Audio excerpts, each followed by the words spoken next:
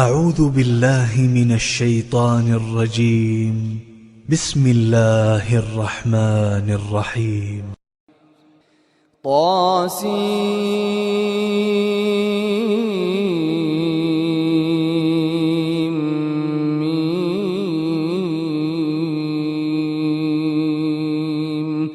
تلك آيات الكتاب المبين نتلو عليك من نبأ موسى وفرعون بالحق لقوم يؤمنون. إن فرعون علا في الأرض وجعل أهلها شيعا يستضعف طائفة منهم يذبح أبناءهم ويستحيي نساءهم إنه كان من المفسدين. ونريد أن نمن على الذين استضعفوا في الأرض ونجعلهم الوارثين ونمكن لهم في الأرض ونري فرعون وهامان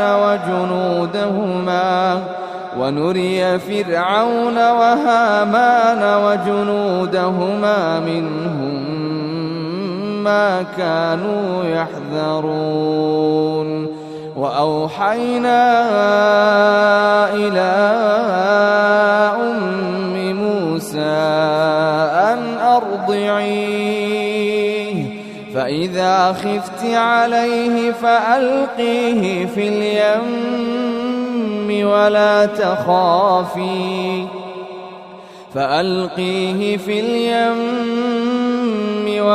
تخافي ولا تحزني. فإذا خفت عليه فألقيه في اليم ولا تخافي ولا تحزني إنا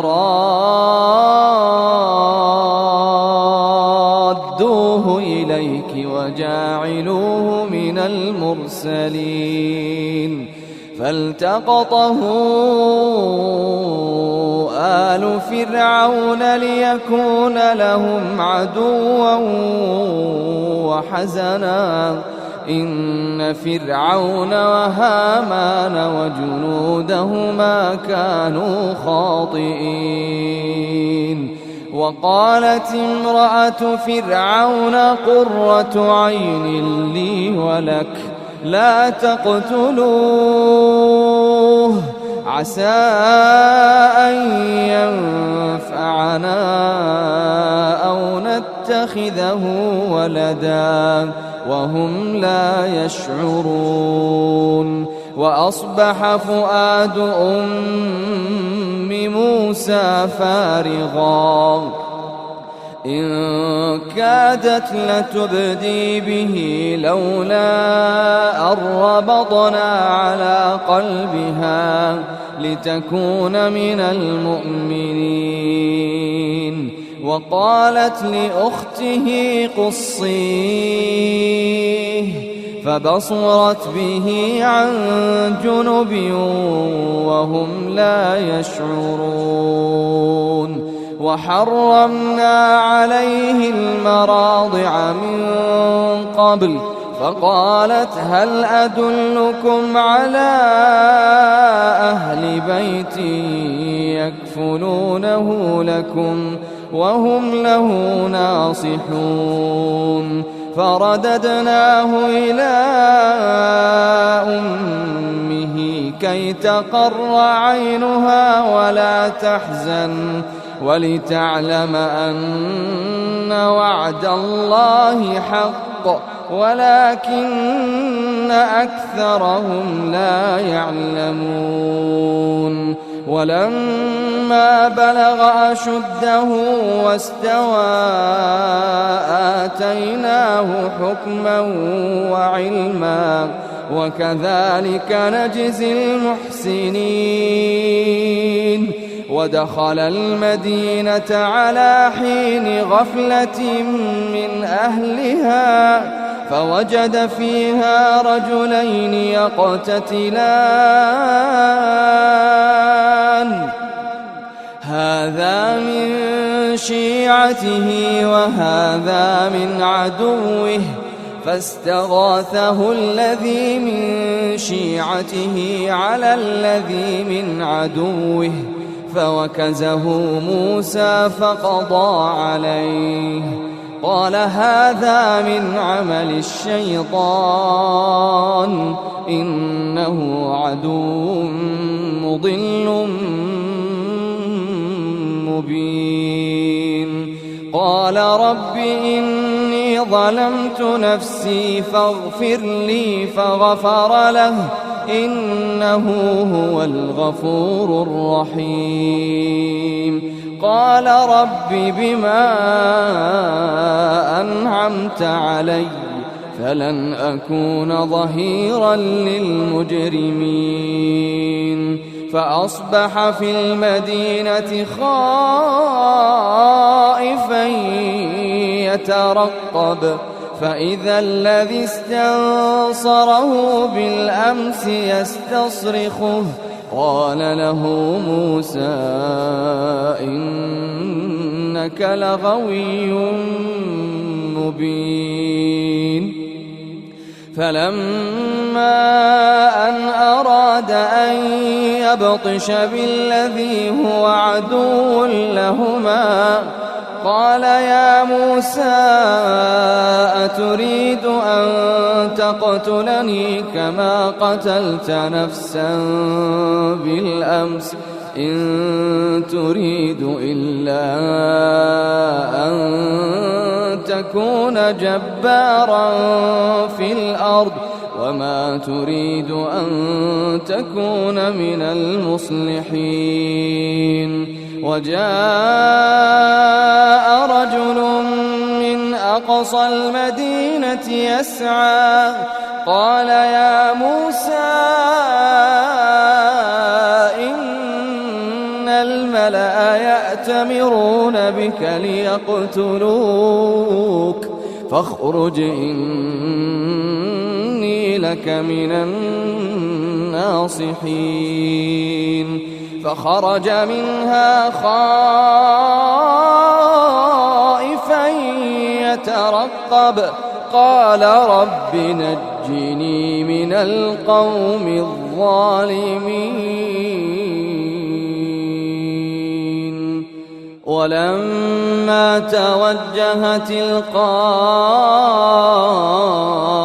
مدين قال عسى ربي أن يهديني سواء السبيل ولما ورد ماء مدين وجد عليه أمة من الناس يسقون ووجد من دونهم امرأتين تذودان قال ما خطبكما قالتا لا نسقي حتى يصدر الرعاء وأبونا شيخ كبير فسقى لهما ثم تولى إلى الظل فقال رب إني لما أنزلت إلي من خير فقير فجاءته إحداهما تمشي على استحياء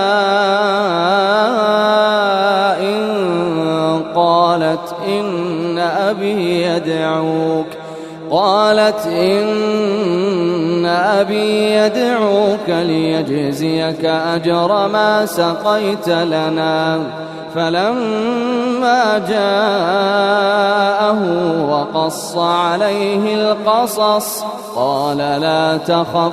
نجوت من القوم الظالمين قالت إحداهما يا أبت استأجره إن خير من استأجرت القوي الأمين قال إني أريد أن أنكحك إحدى ابنتي هاتين على أن تأجرني 8 حجج فإن أتممت 10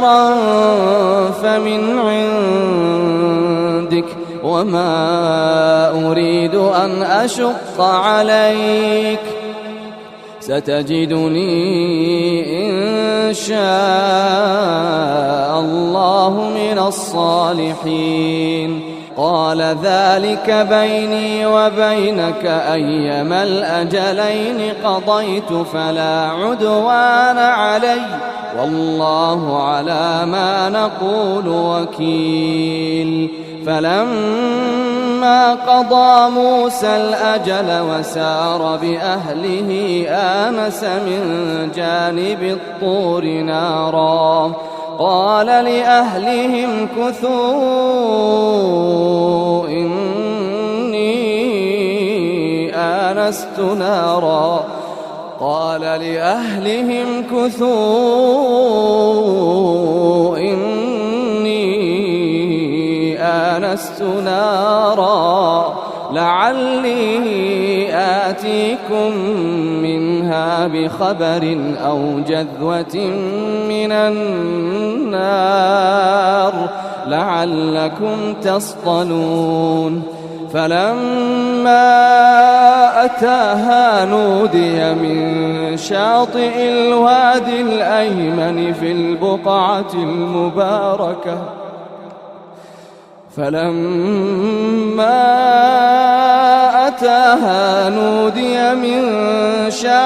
الوادي الأيمن في البقعة المباركة من الشجرة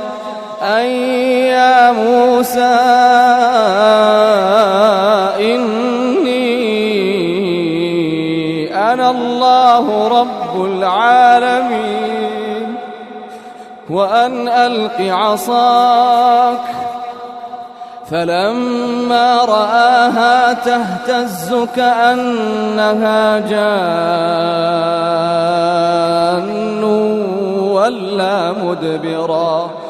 ولا مدبرا ولم يعقب يا موسى أقبل ولا تخف إنك من الآمنين أسلك يدك في جيبك تخرج بيضاء من غير سوء واضمم إليك جناحك من الرهب فذلك برهانان من ربك إلى فرعون وملئه إنهم كانوا قوما فاسقين قال رب إني قتلت منهم نفسا فأخاف أن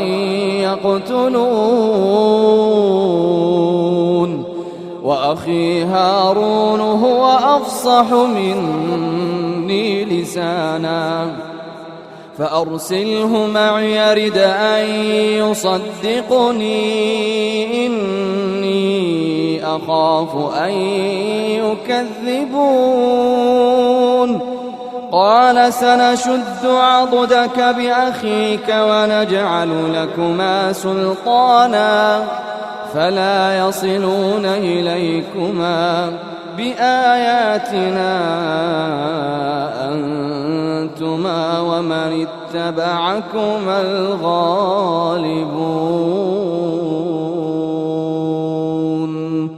فلما جاءهم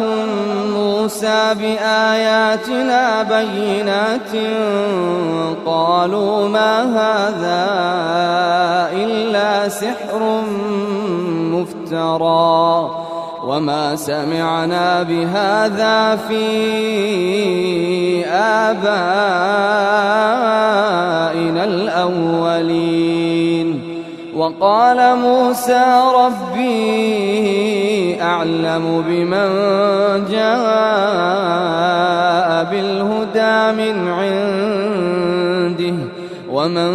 تكون له عاقبة الدار إنه لا يفلح الظالمون. وقال فرعون يا أيها الملأ ما علمت لكم من إله غيري فأوقد لي يا هامان على الطين فاجعل لي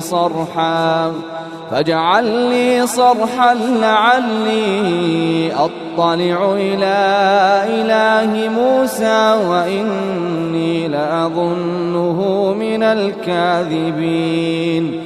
واستكبر هو وجنوده في الأرض بغير الحق وظنوا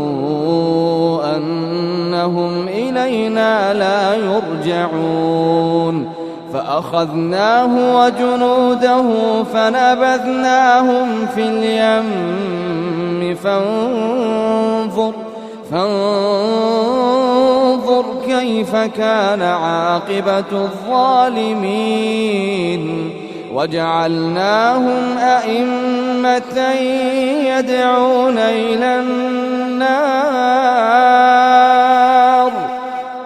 ويوم القيامة لا ينصرون. وأتبعناهم في هذه الدنيا لعنة ويوم القيامة هم من المقبوحين. ولقد آتينا موسى الكتاب من بعد ما أهلكنا القرون الأولى بصائر للناس وهدى ورحمة لعلهم يتذكرون. وما كنت بجانب الغربي إذ قضينا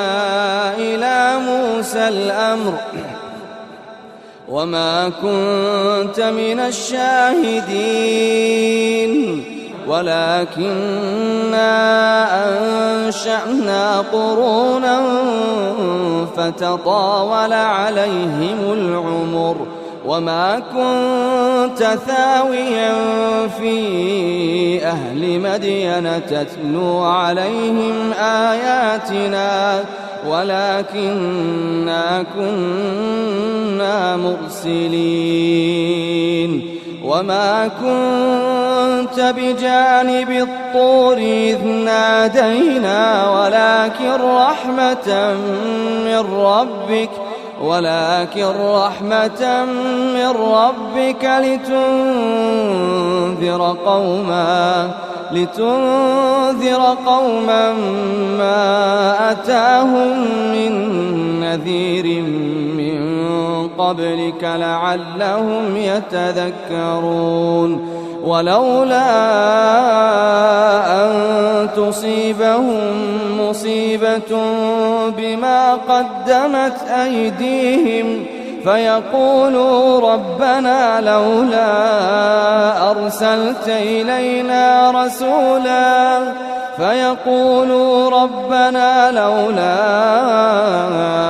أرسلت إلينا رسولا فنتبع آياتك ونكون من المؤمنين. فلما جاءهم الحق من عندنا قالوا لولا أوتي مثل ما أوتي موسى أولم يكفروا بما أوتي موسى من قبل قالوا سحران تظاهرا وقالوا إنا بكل كافرون. قل فأتوا بكتاب من عند الله هو أهدى منهما أتبعه إن كنتم صادقين، فإن لم يستجيبوا لك فاعلم أنما يتبعون أهواءهم، ومن أضل ممن اتبع هواه بغير هدى من الله، ومن أضل ممن اتبع هواه بغير هدى من الله،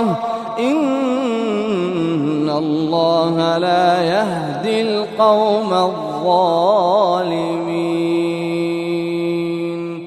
ولقد وصلنا لهم القول لعلهم يتذكرون. الذين آتيناهم الكتاب من قبله هم به يؤمنون، وإذا يتلى عليهم قالوا آمنا به إنه الحق من ربنا إنا كنا من قبله مسلمين. أولئك يؤتون أجرهم مرتين بما صبروا ويدرؤون بالحسنة السيئة ومما رزقناهم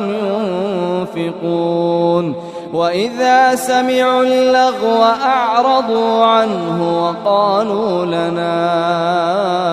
أعمالنا ولكم أعمالكم سلام عليكم لا نبتغي الجاهلين. إنك لا تهدي من أحببت ولكن الله يهدي من يشاء وهو أعلم بالمهتدين. وقالوا إن نتبع الهدى معك نتخطف من أرضنا أولم نمكن لهم حرما آمنا يجبى إليه ثمرات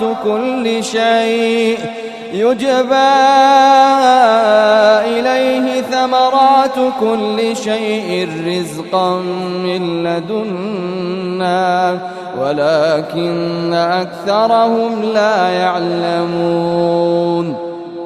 وكم أهلكنا من قرية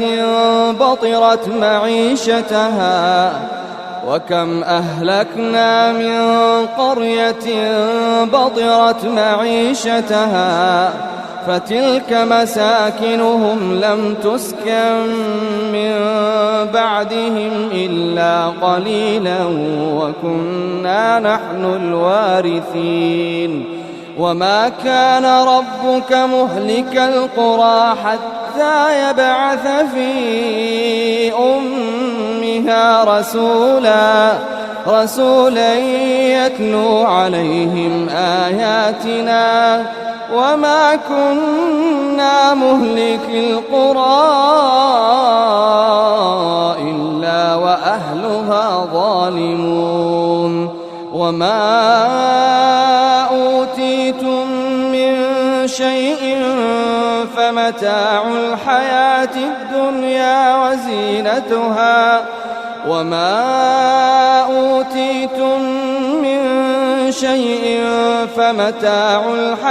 الدنيا وزينتها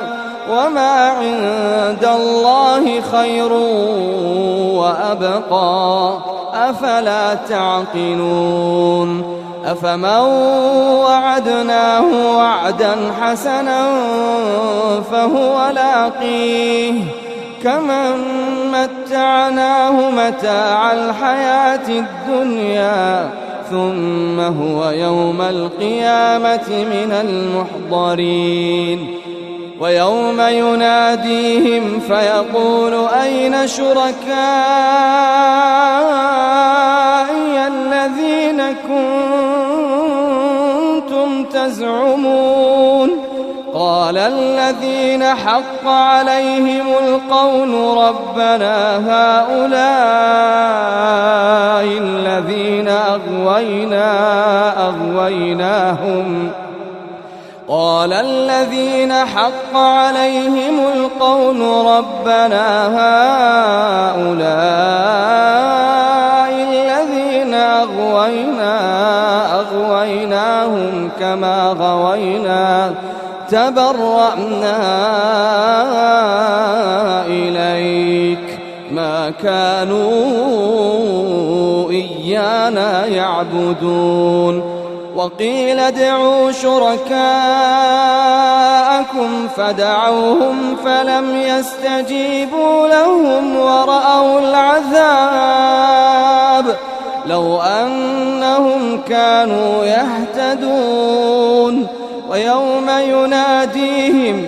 فيقول ماذا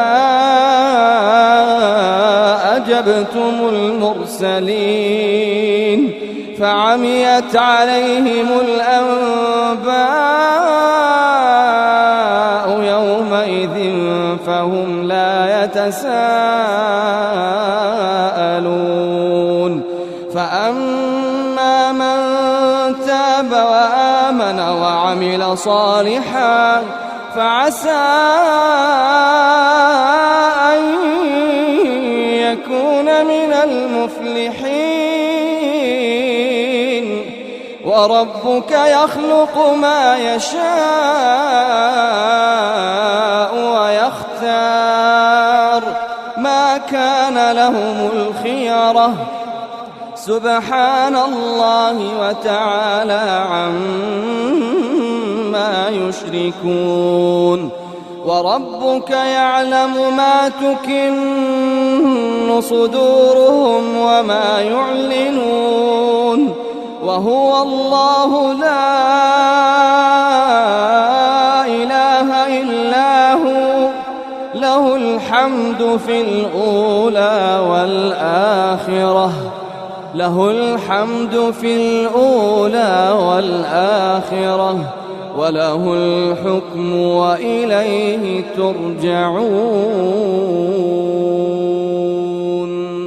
قل أرأيتم إن جعل الله عليكم الليل سرمدا إلى يوم القيامة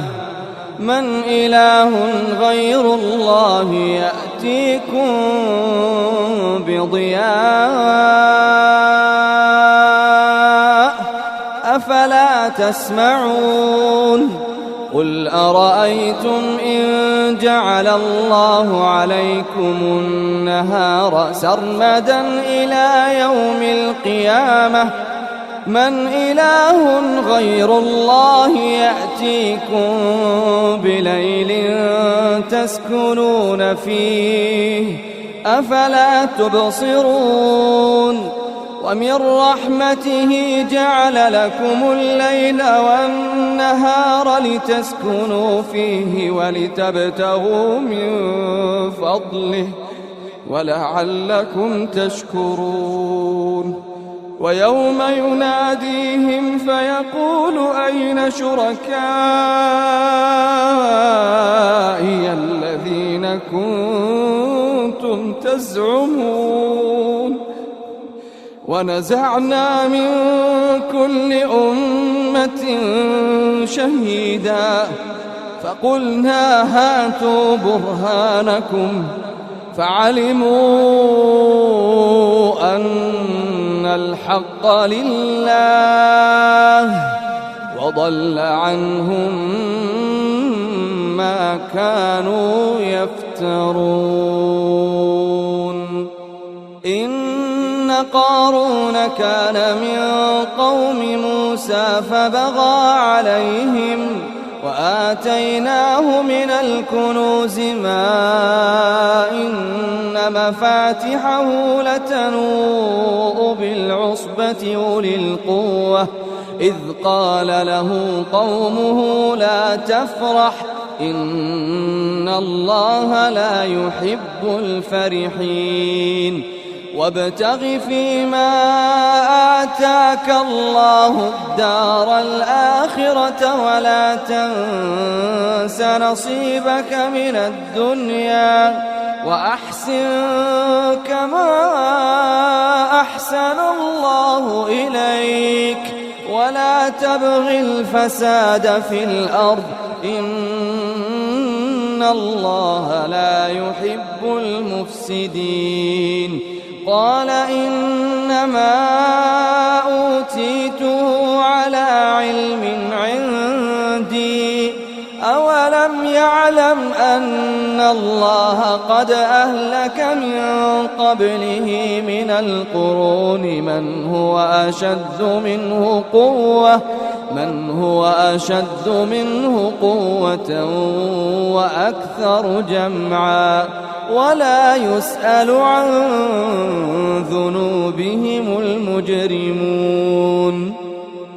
فخرج على قومه في زينته قال الذين يريدون الحياة الدنيا يا ليت لنا مثل ما أوتي قارون إنه لذو حظ عظيم وقال الذين أوتوا العلم ويلكم ثواب الله خير لمن آمن وعمل صالحا ولا يلقاها إلا الصابرون فخسفنا به وبداره الأرض فما كان له من فئة ينصرونه من دون الله وما كان من المنتصرين وأصبح الذين تمنوا مكانه بالأمس يقولون ويكأن الله يبسط الرزق لمن يشاء من عباده ويقدر لولا أمن الله علينا لخسف بنا ويكأنه لا يفلح الكافرون تلك الدار الآخرة نجعلها للذين لا يريدون علوا في الأرض ولا فسادا تلك الدار الآخرة نجعلها للذين لا يريدون علوا في الأرض ولا فسادا والعاقبة للمتقين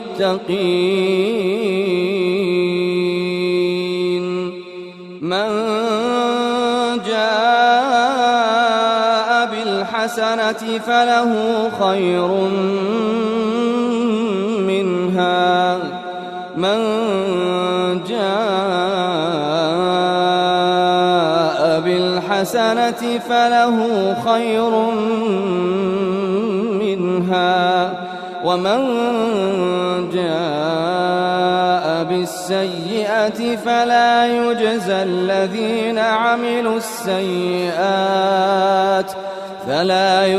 الذين عملوا السيئات إلا ما كانوا يعملون إن الذي فرض عليك القرآن لرادك إلى معاد قل ربي